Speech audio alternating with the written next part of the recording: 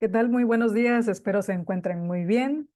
Pues complementando lo que ya vimos o lo que ya comentamos el viernes pasado, que estuvimos, bueno, revisando justo lo que ustedes habían creado en equipo eh, con relación a lo que son las didácticas diferenciales o las didácticas específicas para cada uno de los tipos, ¿no? El nivel, la edad del alumno, las condiciones también que tienen estos alumnos, condiciones especiales y otras cosas más que ya pudimos comentar. Pues le voy a dar continuidad a la videoclase que les grabé con respecto a la escuela de la didáctica tradicional, para que ustedes puedan hacer su línea de tiempo y también para que puedan entregar pues un producto con una explicación de pues de estas diferentes escuelas. Bien, como ya habíamos mencionado, la didáctica como disciplina que se deriva de las ciencias de la educación y luego de la pedagogía, pues son una especie de corriente, una especie de pensamiento que compartimos muchas personas, con las cuales nos identificamos. Y bueno, cada una de estas escuelas tienen sus propios componentes, los cuales son, pues, qué rol juega el docente, qué rol juega el alumno, eh, qué rol juega también el contexto, porque eso es muy importante dentro de cada una de estas escuelas, el contexto en el que se sugiere que se realice el proceso didáctico y por ende, pues vamos a ver estas tres escuelas más, que son, aparte de la didáctica tradicional, que son la escuela nueva, la escuela de la tecnología educativa y la escuela de la pedagogía crítica o la escuela de la didáctica crítica.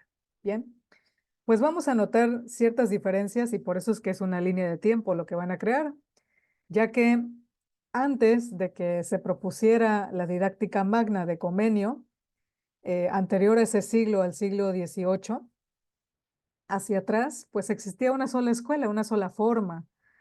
No existía un movimiento como tal, un movimiento de pensamiento alrededor de cómo vamos a llevar a cabo estos procesos, ¿verdad? Sino que con el tiempo, conforme a la separación que hubo de la iglesia con la escuela, pues se fueron formando estas otras percepciones, estas otras enfoques de lo que sería este proceso didáctico, ¿no? Entonces, llegó Comenio, nos hizo un manual de cómo llevar a cabo este proceso didáctico de una forma muy específica. Vamos a hablar de método, con método. Por cierto, no sé si han escuchado precisamente en el cine se toma esa palabra de un actor de método, ¿verdad? El actor de método es ese actor que se mete en el personaje, que crea un diálogo interior con su personaje, que incluso se viste, actúa como el personaje para que él pueda interpretarlo de una mejor manera. Bueno, hagamos de cuenta con esta analogía que eso es lo que hacemos los maestros. Cuando estamos asociados a un tipo de escuela y nos identificamos con ese tipo de escuela, pues lo que hacemos es meternos en ese personaje. Y así es como vamos por la vida prácticamente, ¿no?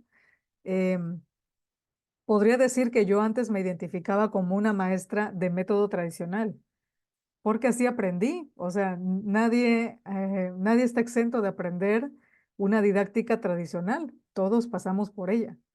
Entonces al principio es como muy fácil seguir el sistema, ¿no? De lo aprendido, de lo que tú viste con tus maestros, pues tú asumes que está bien y además lo repites y lo reproduces porque no has visto otras formas, ¿verdad? Entonces esas otras formas las vas tomando con el tiempo. Y así es como llega esta escuela nueva, que le llaman así porque es algo totalmente diferente a la didáctica tradicional. Se vuelve como un escaparate para todos aquellos que no se sentían identificados con el tipo de escuela tradicional. Se vuelve también una nueva bandera que va a asumir el profesor, que ya no se sienta a gusto con todo este sistema, con este método de trabajo que es muy riguroso, que ya les comenté, con el tiempo se fue haciendo pues una costumbre, ¿no? También poner en alto la autoridad del profesor y se fue haciendo todo un sistema que se tergiversó, o sea, que no era lo que Comenio decía en la didáctica magna, sino que tomando en cuenta ciertos aspectos de Comenio, como es la disciplina, como es la autoridad, como es la formación de valores, pues esto llegó a ser otra cosa, ¿no? Que no era pues parte de lo que es el proceso de didáctica ideal y que todos conocemos con esta forma, ¿no? Que es la didáctica tradicional. El maestro que no innova, el maestro que pues tiene su propio librito, el maestro que impone su autoridad, ¿verdad? Mediante métodos muy de disciplina muy estrictos. Y pues nos identificamos con eso en alguna ocasión. Yo confieso incluso que fui de esa manera, fui una maestra tradicional. Pero con el tiempo, pues ya al observar otro tipo de didácticas, pues me di cuenta de que podría ser otra cosa, algo distinto. Así que me recreé. Y pues cuando conozco también incluso esto en mi formación, cuando ya estoy estudiando la licenciatura en pedagogía y conozco estas otras formas de hacer didáctica, pues lógicamente que nos, que de alguna forma como que nos hace ruido en la cabeza y propicia pues un enfoque distinto, pero no es fácil, no es fácil hacer diferencia. Entonces, bueno, pues se trata de mucho estudio, se trata de meterse ahora sí en el papel, como ya les dije, y empezar a estudiar esta otra forma.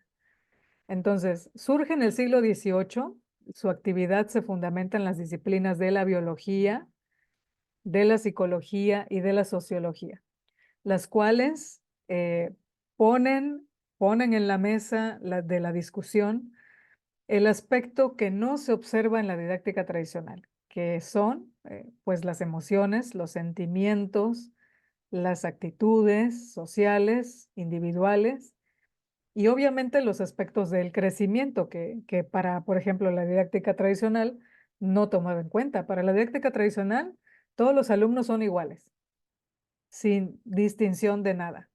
Y en el caso de la escuela nueva, pues ya pone énfasis, ya hace esta observación de que no todos somos iguales, no todos aprendemos igual, de que cada uno tiene procesos de desarrollo distintos, aunque pasemos por los mismos procesos, ¿verdad? Esto ya lo explicaron ustedes justo en la exposición del viernes pasado. Así que bueno, donde las disciplinas justifican el comportamiento del alumno en esta escuela, el alumno expresa sus emociones, ya podemos escuchar la voz del alumno, se escuchan ya sus opiniones, se escuchan ya sus sugerencias y se escuchan ya sus críticas que posteriormente vamos a llevar a la escuela crítica, así como sus derechos, pero sobre todo se impone el respeto que se estaba perdiendo, por supuesto, en el alumno, ¿no? Porque, como decía, había un abuso de autoridad y lamentablemente pues lo sigue habiendo, ¿verdad? Pero bueno, eso es otro cantar. Vamos a hablar de esto. Entonces, la comunicación y el trabajo en grupo motivan al alumno. Es algo interesante conocer y ver que el sistema cambia un poco en ese aspecto porque ya el trabajo del profesor disminuye, el protagonismo del profesor disminuye, la actividad del profesor disminuye. Bajo este esquema de trabajo, se propone que ahora pase la estafeta al alumno. Las características de la escuela nueva son la libertad, la iniciativa y la actividad en conjunto, cosas que no se observaban en la escuela tradicional y que pues sí, de alguna forma pues se puede decir es una escuela novedosa. Sus principales exponentes fueron Montessori, Claparat, John Dewey, De Crowley y Piaget. Algunos de ellos ya los hemos visto, ya hemos hablado de ellos. Aquí, por ejemplo, en el caso de Montessori, el niño adquiere y transforma conocimientos de manera inmediata, por lo que pretende que el niño sea protagonista de la educación y de hecho en este método pues lo es, lo es. El niño es el principal protagonista.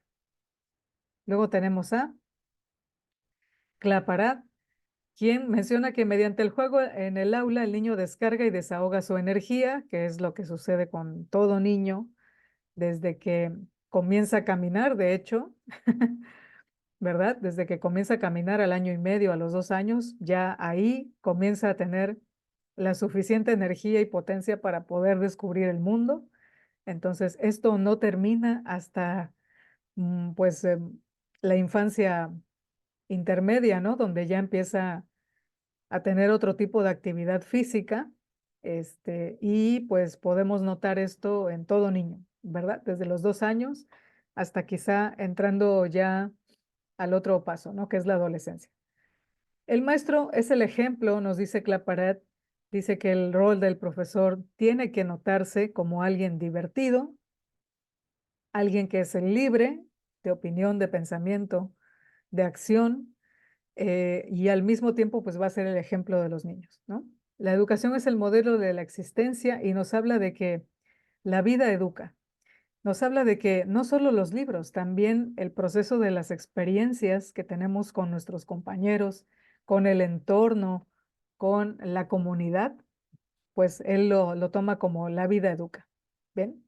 John Dewey, ya habíamos hablado de él en algún momento, pues la escuela es un hogar social. Llegando a la escuela, lo primero que hacemos es socializar, empezar a notar quiénes son nuestros pares, quiénes son nuestros compañeros. Nos ayuda a la comprensión del mundo y a cumplir nuestros deberes ciudadanos. Las necesidades de los adultos no tienen nada que ver con las del niño, se diferencian en la teoría de Dewey. Nos dice que pues un adulto no debe educar como adulto a un niño, sino educarlo como niño. La acción es para el hombre un deber donde la necesidad genera un aprendizaje. Es esta ideología de poder presentar, así como lo escuchamos en la explicación de la visita a Montessori, que es una presentación de cómo sería el aprendizaje. Entonces vamos a generar curiosidad en el alumno para que él pueda tener un acercamiento con el conocimiento y con el aprendizaje. Y bueno, como ya decía, el mundo es un generador de experiencias, así que Dewey también comparte la idea de Claparat, en la que menciona que nos remitimos a la experiencia. Lo que vayamos a hacer en la escuela tiene que implicar experiencia. Nos dice que la escuela es democrática y democratizadora. La escuela democrática asegura la adaptación a las instituciones, es una herramienta para la vida. La educación democratizadora es una forma de vida también, dentro del cual vamos a aprender más cosas para tener más cultura y para que esa cultura se observe en la sociedad. Si no me dejarán mentir, ¿no? Con el ejemplo de la ciudad de Orizaba, la cual fue nombrada como la ciudad más limpia del estado de Veracruz, debido a que sus ciudadanos pusieron el ejemplo, o ponen el ejemplo, mejor dicho, actualmente, de, bueno, tener las calles limpias, de no, pues, de evitar malos olores, evitar basura, evitar contaminación.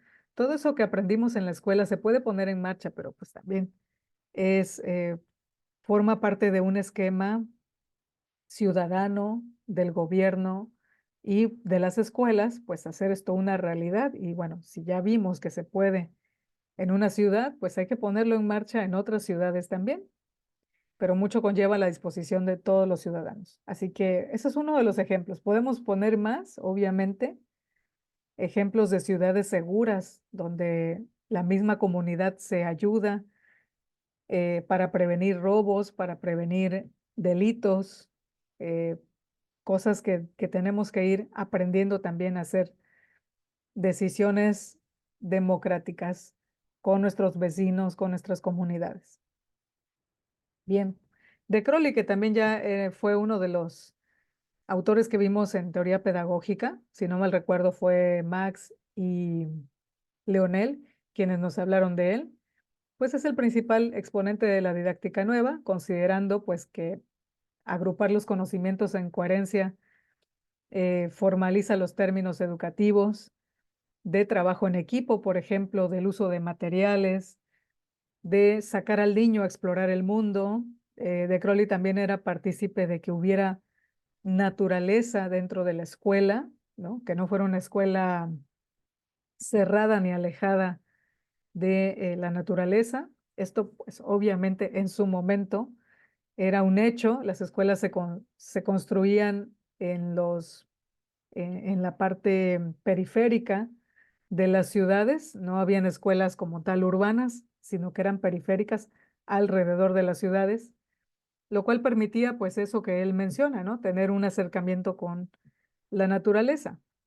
Y bueno, hoy día pues hemos perdido mucho eso porque ya las escuelas se están integrando a la urbe y perdón, eso implica que pues tengamos una separación con la naturaleza y bueno, ojalá hubieran pues más escuelas que tuvieran algo, lo que sea, pero que tenga contacto con lo natural.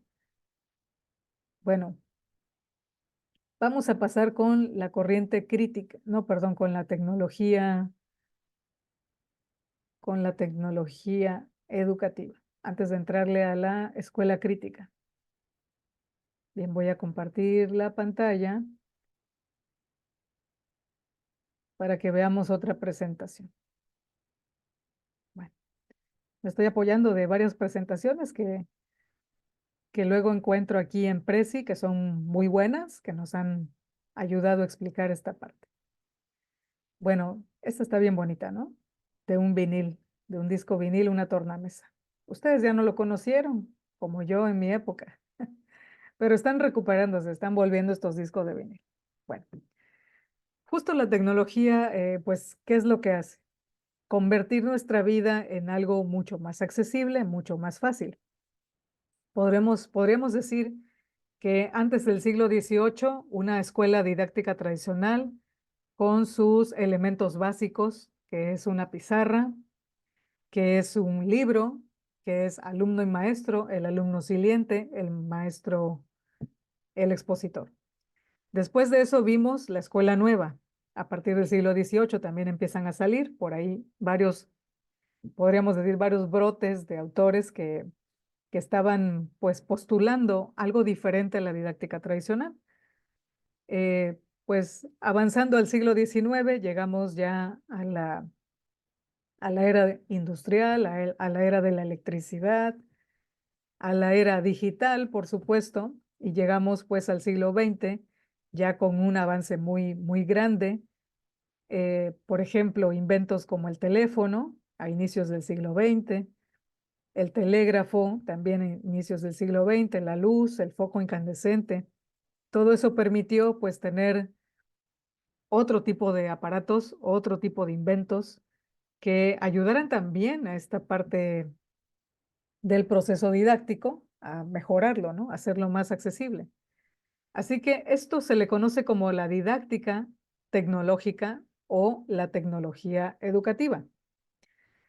Am, Quisiera poder separar los términos porque tecnología educativa es una cosa, ¿verdad?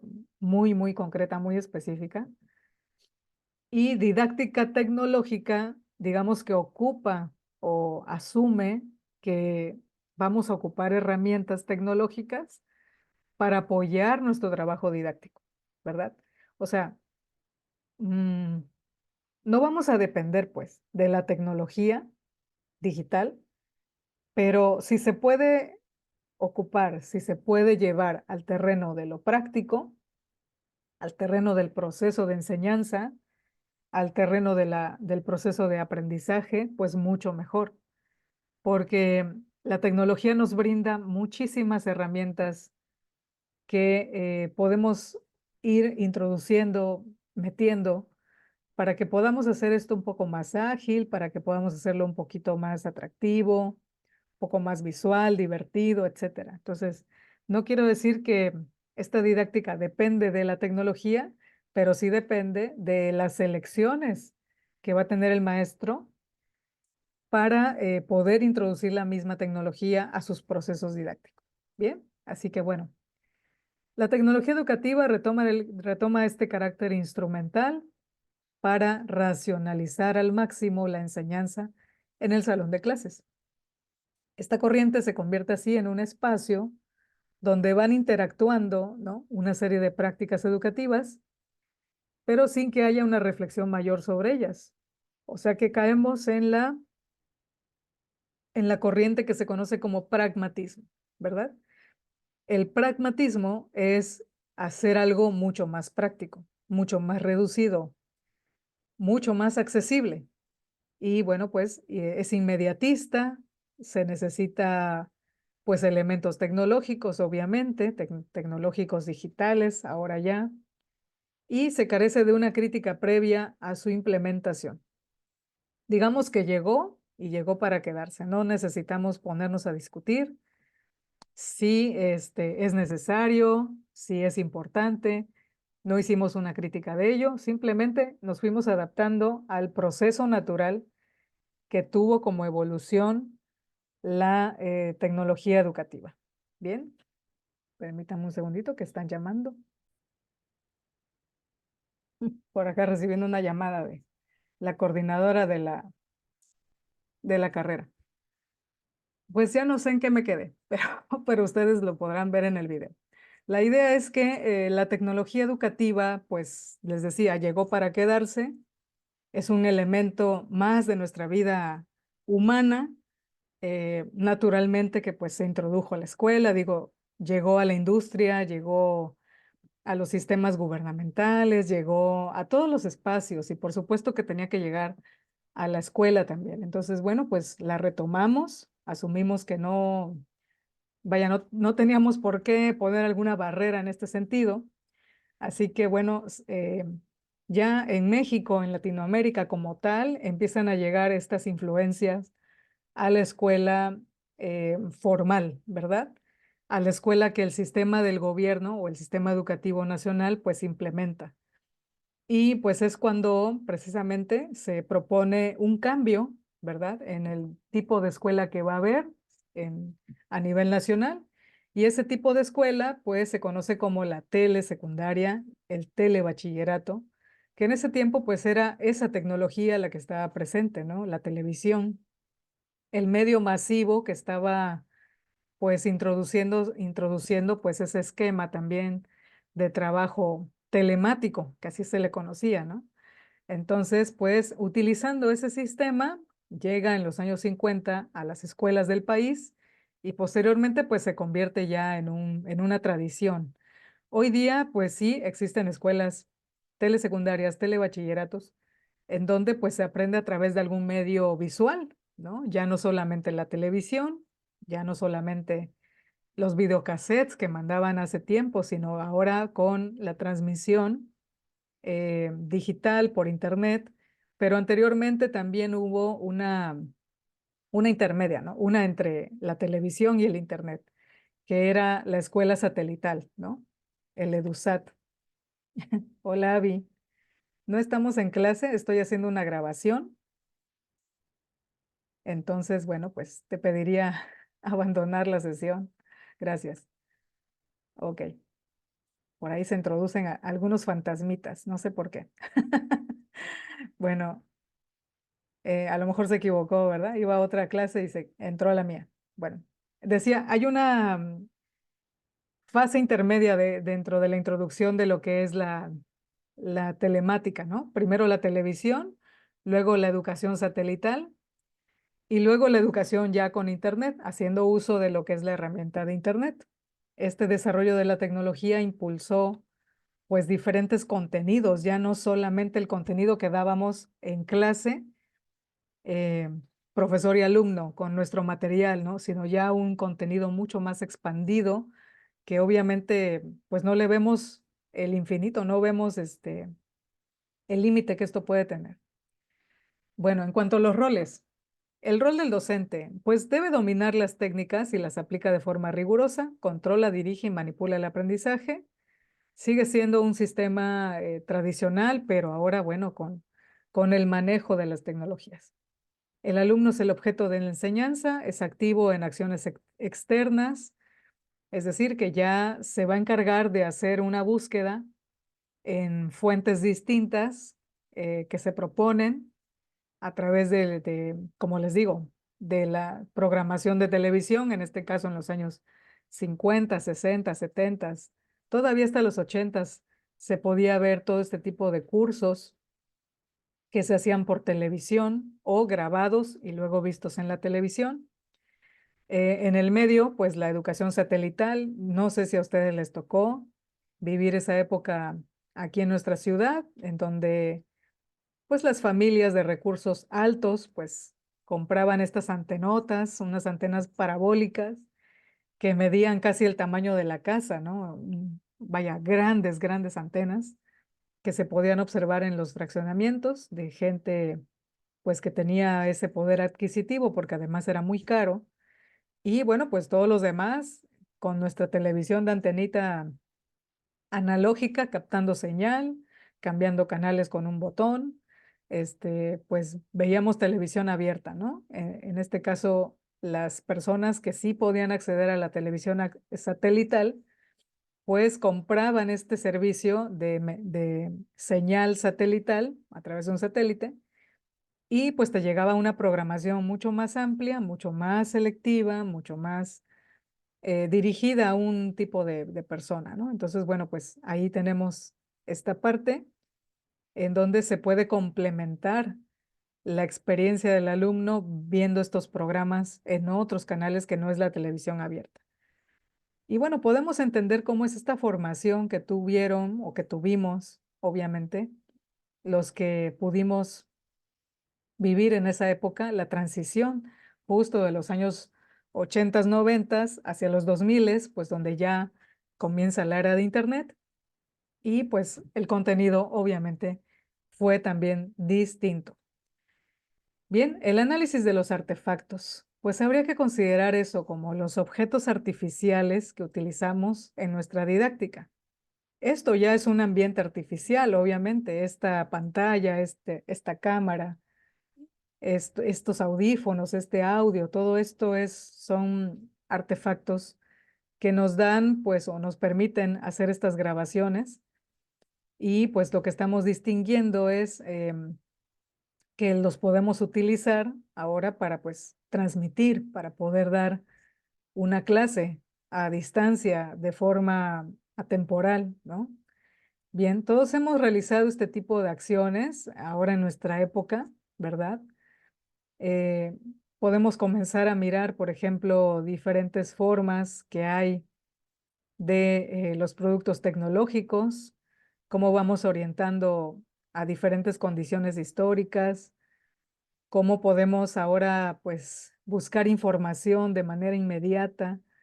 El impacto cultural que tuvo el Internet a nuestras vidas pues fue pues algo importante, es algo importante de hecho, pero hay que saberlo mediar, hay que saberlo conducir, ¿no? Eh, no sé si les he contado en alguna ocasión, pero a principios de los 2000 o en la primera década de los 2000, tuve, estuve trabajando en una universidad y pues yo llevaba una antología es como, pues como un libro, pero condensado de diferentes libros, o sea, eran una selección de varios libros, eso es una antología, una selección de varios libros que fotocopiaba y los ponía en un solo lugar, entonces hacía yo un engargolado.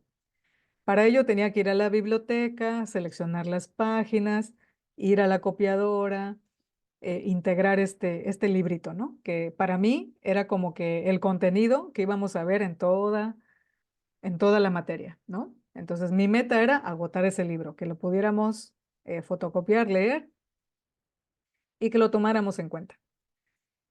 Bueno, pues yo hacía eso, pero por allá había otra maestra que hacía algo distinto. Descargaba de internet pues diferentes páginas, diferente información de varias páginas.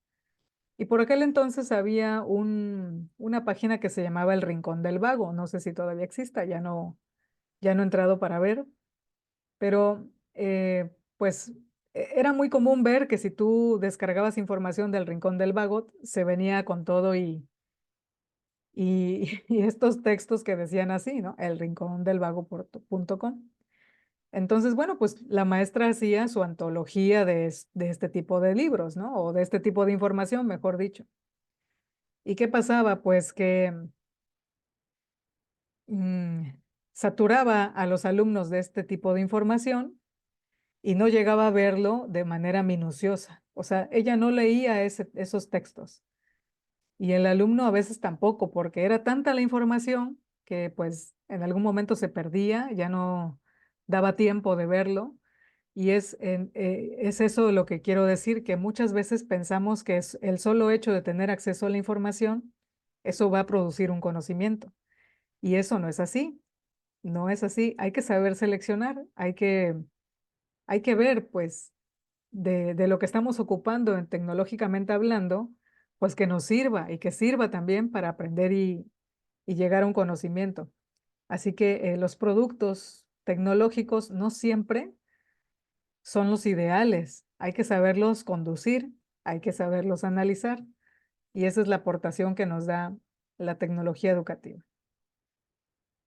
Bueno, pues llegamos a esta parte, ¿cómo es el método que utilizamos en esta didáctica? Pues es un método de proyectos, se presenta en un orden lógico, la finalidad es conseguir el máximo resultado con un mínimo esfuerzo.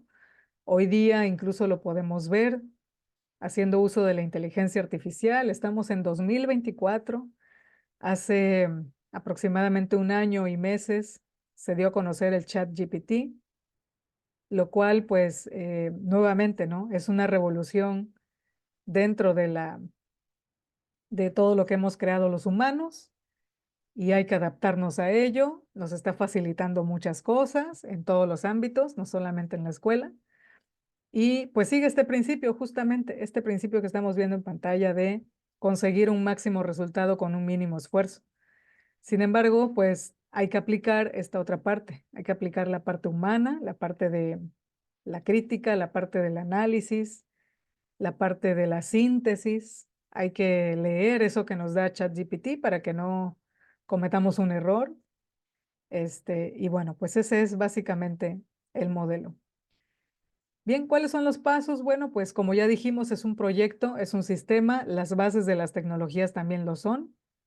Tienen estos principios de poder tener pasos para un sistema, ¿no? Entonces, pues nos pide que hagamos una problematización, que definamos un problema, que busquemos la información necesaria en todo este cúmulo de información que hay en Internet, analizar datos, proponer algo innovador, creativo para darle solución, elegir materiales, elegir la tecnología, experimentar, verificar, hacer dibujos constructivos.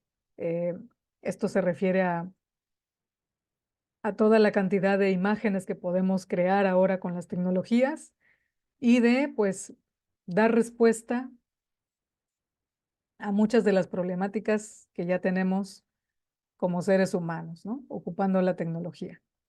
La didáctica de la escuela o de la tecnología educativa nos enseña que podemos hacer un buen equipo si sabemos usarla.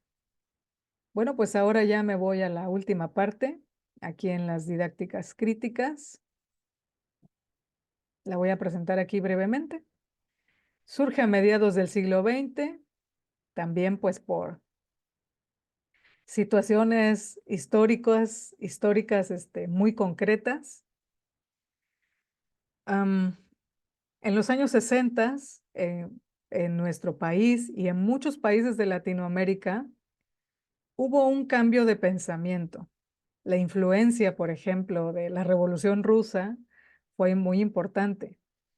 El nacimiento del comunismo, el nacimiento del socialismo, enfrentando este otro pensamiento que es el capital, pues desarrolló formas distintas de pensar, que desde el oriente, desde Rusia hasta nuestros países latinoamericanos, pues fueron llegando. Algunos representantes de ese pensamiento revolucionario aquí en Latinoamérica, pues es el Che Guevara, ¿no? Y pues otros, Paulo Freire también, que ya en su momento Viri nos habló de él, Viri y Stephanie creo, nos hablaron de Paulo Freire. Y pues esas condiciones históricas de poder implementar un pensamiento en el que pongamos nuestros derechos enfrente, que exijamos mejores condiciones para todos, que podamos plantear este asunto, ¿no? De no dejarnos llevar y manipular por lo que los demás dicen, pues formó esta corriente. Todas esas condiciones formaron esta corriente. Y más cosas, ¿no? Podríamos decir en el contexto histórico que en los años 60 en nuestro país hubo pues un intento de alzar la voz por parte de la gente joven, que en ese tiempo se identificaba con el rock and roll, ¿verdad? El rock mismo en la música fue una manifestación de esta crítica y pues nuevos movimientos sociales. En toda Latinoamérica hubo digamos, esta manifestación. Y cuando hablamos de manifestación, hablamos de cosas masivas, muy grandes, reuniones muy grandes, asambleas muy grandes. Y acá en México, concretamente en el 68, pues hubo un meeting en la Plaza de Tlatelolco, la Plaza de las Tres Culturas, y en ese momento, pues, luego de varias marchas, luego de varias manifestaciones, donde precisamente exponían sus puntos, los jóvenes, querían más derechos y por eso es que exponían sus puntos, pues hubo una represión. Y esta represión, pues, terminó muy mal, ¿no? El gobierno prácticamente calló todas esas voces. Y pues hoy recordamos es precisamente ese 2 de octubre del 68 como un momento parteaguas en nuestro país. Y pues eso no sucedió solamente en México, en diferentes países. Bueno, pues a mediados del siglo XX, en años 60, como una crítica a la escuela tradicional, donde se asume que el problema de fondo de la educación no son los métodos, sino el sistema político. Así que aquí se van a identificar muchos anarquistas como yo,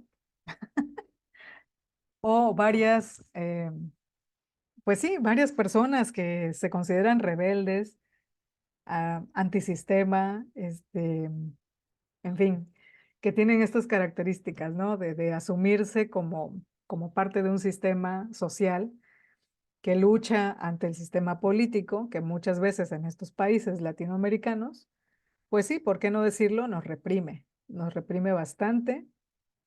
Y pues justo lo que se dio en esos tiempos, en los años 60, pues fue una represión, censura, lo cual vino a repercutir en la mente de esas generaciones, ¿no? Justo hablaba con mi pareja acerca de eso hace unos días, ¿no? Hablábamos de que somos una generación de padres que vivieron condiciones represivas muy fuertes, ¿no? Reprimían sus deseos, reprimían sus pensamientos, reprimían sus emociones. A nosotras, nos tocó ya una generación, digamos, un poquito más abierta a ciertos temas y eso nos permitió pues tener un poco más de mente crítica. Así que pues quienes se identifiquen con esta corriente, bienvenidos. Acá estamos los que vemos el mundo de una forma crítica y reflexiva en asuntos de enseñanza. Pues la enseñanza debe ser grupal. El maestro solo es un guía. Se entiende que esta escuela lo que va a enseñar es a pensar. Eso es lo que se entiende. Tenemos algunos autores por ahí, ¿no? El profesor debe estructurar la propuesta en base a características y actitudes. Su pedagogía está dirigida a realidades que vive el niño y a los intereses propios de su edad. O sea, tomamos en cuenta estos que nos identificamos con esta escuela, tomamos en cuenta todo el aparato ideológico, pero también biológico, psicológico, social, en el que el niño se encuentra. Así que la escuela crítica, pues se podría decir que es una mezcla de esa escuela nueva, de esa escuela eh, antitradicional, que se postula como algo necesario. Bueno, Kilpatrick dice, aprender es absolutamente necesario y se trata más que memorizar. La experiencia es lo que hemos aprendido. El conocimiento es una reacción, un aprendizaje y una aceptación. Dicho de otra forma, observamos, relacionamos y aceptamos. El niño aprende de lo que vive y se transforma esto en un carácter o en el carácter. El estudio es un asunto creador y el maestro ayuda a estudiar y aprender y a enseñar con valores. Quiero enfatizar eso, el maestro va a enfatizar con valores. A ver, aquí. Porque anteriormente, si se acuerdan, cuando expliqué la escuela tradicional, dije, se enseñan los valores. O sea, bajo esa bandera de vamos a enseñar los valores. Eh, es como, pues justo, ¿no? Mi crítica hacia ciertas materias que tienen este corte, ¿no? Formación cívica y ética, este, pues que te enseñan los valores, ¿no? Pero no se enseña con valores. Entonces es muy diferente porque quien te enseña con valores los practica y quien te enseña los valores pues nada más te da la información de qué son y no los practica. Entonces ahí está la diferencia. Bien, vamos a ir ya hacia la última parte con esta última presentación, que la didáctica crítica no trata de cambiar la modalidad técnica, sino plantear de una forma distinta lo que va a hacer el docente. Lo principal aquí va a ser que la figura del docente tenga este pensamiento crítico, o como decimos comúnmente, que te gire la ardilla, ¿eh? Que no solo seas el pedagogo técnico, el que sabe de técnica, el que sabe de manejar tecnología, o el que te sabe de libros, ¿no? Sino aquel que, además de eso, pues va a plantear escenarios distintos con uso de razón, con lógica, con ciencia, y pues eso, va a proponer una dinámica diferente. Curioso que, bueno, yo cuando era joven y estaba estudiando estas didácticas con mi maestro, el que me enseñó esta clase, esta que yo les estoy dando a ustedes, eh, mi maestro era un maestro tradicional. Entonces, cuando llegó a esta parte y nos enseñó qué es la didáctica crítica, pues yo me planteaba a mí misma, ¿no? Decía, ¿cómo? Qué caray, que mi maestro me está enseñando nuevas didácticas, pero pues él mismo es un maestro tradicional.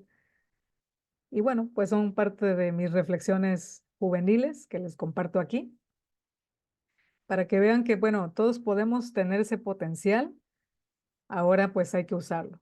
Bien, bueno, ¿qué características tiene la didáctica crítica? Ya dije, cuestiona las corrientes didácticas anteriores, analiza la problemática social, em, revalora la formación del docente, sí exige que seas un docente mucho mejor preparado. Bien, se recupera el aspecto afectivo de la escuela nueva. Hay un conocimiento constructivista también heredado de la escuela nueva. Establece enseñanza-aprendizaje como dualidad inseparable. Dice, no puede haber enseñanza sin aprendizaje. Se privilegia la creatividad.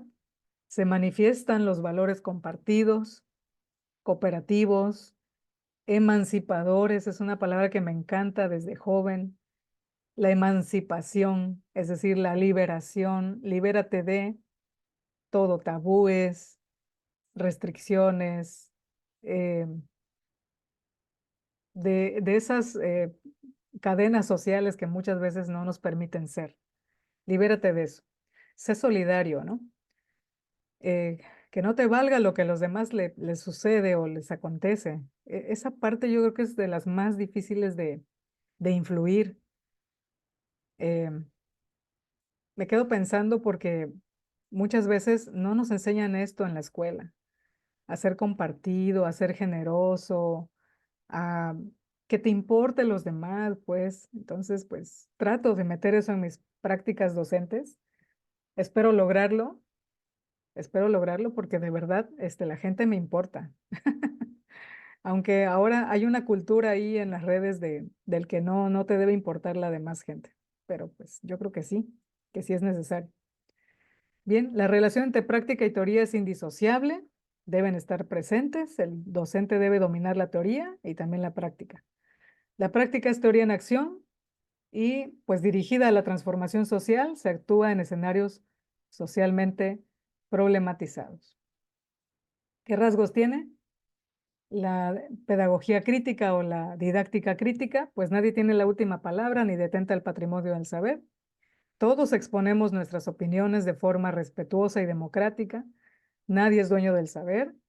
Se utiliza cualquier situación de aprendizaje para que realmente eduque. El rol del estudiante debe ser reflexivo, debe saber actuar, asume posturas dialécticas. Quiere decir que utiliza este componente de la práctica y la teoría. Saber hacer con argumentos, saber hacer con bases, con fundamentos, con opiniones bien sostenidas. El derecho a la palabra. Todos necesitamos también aprender a escucharnos. Y en el caso del docente es alguien reflexivo, alguien crítico, alguien comprometido con la situación escolar. Esto no se nos debe olvidar si quieres ser parte de este gremio. Únete a mí en este nuevo partido. Bien, extraescolar y sociopolítico, trabaja en equipo, transforma el contexto comunitario y escolar, deja su huellita siempre que va a algún lugar, deja su huellita. Así que en suma es un agente de cambio el docente, es mediador. Bueno, pues espero que lo logren. Y dice aquí, pues algo que me gusta de estas diapositivas es eso, ¿no? Que nos da una, pues, relación entre las cosas, ¿no? La relación docente es estrecha, docente-alumno es estrecha, claro, con sus límites, por supuesto, de autoridad, con sus límites de respeto.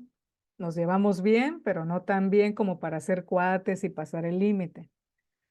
Entonces nos llevamos bien de forma respetuosa, tenemos un vínculo, nos conocemos, eh, nos admiramos, ¿por qué no? Yo puedo decir que admiro a muchos de mis alumnos, los quiero un montón por lo que son, por lo que hacen. Pues está padre, ¿no? Esa parte de la relación. Propone la reflexión colectiva entre docente y alumno. Y bueno, el protagonista también, pues es el aprendizaje. Si logramos esto en nuestros alumnos, pues puede que estudiemos juntos la realidad, puede que propongamos soluciones para diferentes problemas, ayudar a los estudiantes a decir lo que hacen, lo que piensan. El análisis del aprendizaje se vuelve más minucioso, es desmenuzar la realidad. Dice aquí, permitirá adueñarse de sus prácticas y explicar por qué hacen lo que hacen, prevén, dominan, dan razones. En el caso de la enseñanza, este docente lo que tiene son conocimientos, tiene habilidades, tiene actitudes, domina estas tres competencias, no es alguien terminado, este componente no está terminado, siempre te deja como en puntos suspensivos, es susceptible a enriquecerse, nos habla de que como todos sabemos algo y todos podemos decir algo y todos tenemos derecho a decir algo, pues de eso vamos a aprender. No debe ser fragmentado, debe generar soluciones. Y las actividades pues van sobre el trabajo grupal, también alguna que otra vez, forma parte de ciertas dinámicas, ciertos juegos, pero sobre todo investigación, sobre todo discusión, debate, ejercicios, experimentos. Por eso es que yo me siento muy identificada con la didáctica crítica. Desde que descubrí que esto me hacía sentido, pues yo trato de llevarlo a mi práctica y de enseñarlo también, ¿verdad? Aportación de la experiencia práctica. Las ayudas didácticas, pues son ciertas estrategias que ya después comentaremos en una tercera unidad, ciertas estrategias que muchas de las que están aquí se van a mencionar en esta tercera unidad, donde ya vamos a distinguir la parte práctica de, de esta materia. Bueno, la evaluación contempla un empleo de formas diversas de obtener evidencias de un proceso individual grupal y propicia la autoconciencia de su aprendizaje. Ojalá que pues varios, pues ahorita en estos momentos les parezca atractivo esto, contemplen que forma parte de un sistema muy bueno, que es el de poder conocer todos los elementos de las didácticas o de las escuelas y que en este punto pues podamos atraer pues diferentes diferentes cosas, diferentes experiencias, ¿no? Bueno, ¿qué ventajas tiene? Fomenta la reflexión, se sensibiliza sobre problemáticas, conlleva un trabajo colaborativo, impulsa la investigación, selecciona temas de su interés. Si esto lo llevamos al aula, padrísimo porque tomamos en cuenta la opinión del alumno. Eso es muy importante. Que, por ejemplo, si tú vas a hacer una planeación, bueno, ¿para quién va a hacer la planeación? Pues para ti, para el alumno. Entonces, pídele a tu alumno que te diga qué quiere aprender. Tan fácil como eso. Pero bueno, muchos maestros no lo entienden, necesitan aprender esto para que puedan llevar a cabo ese trabajo, ¿verdad? O sea, que la planeación no venga solo de ti como profe, sino que también involucres a tu alumno en esto que tú estás haciendo, ¿sí? Bueno, plantea soluciones a diversas problemáticas, eso es parte de sus ventajas. En sus desventajas, pues se confronta con modelos permanentes escolarizados de la educación. Nos topamos con esa pared de que somos parte de un sistema, no somos quienes damos las órdenes, por supuesto, más bien somos nosotros los subordinados. Em, y eso pues requiere mucha habilidad, mucha actitud para poder ir navegando con esto, ¿no? Para no confrontarnos, sino más bien pues para ir navegando con ello. Requiere de cierto grado de aptitud social, principalmente madurez emocional e intelectual. Por acá les podría contar varias anécdotas, pero prefiero que sea cuando estemos juntos.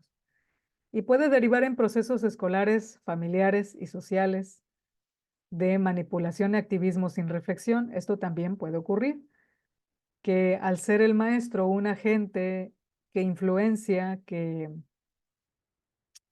pues que maneja la mente del niño, pues también puede influir de manera negativa, así que esa es una desventaja.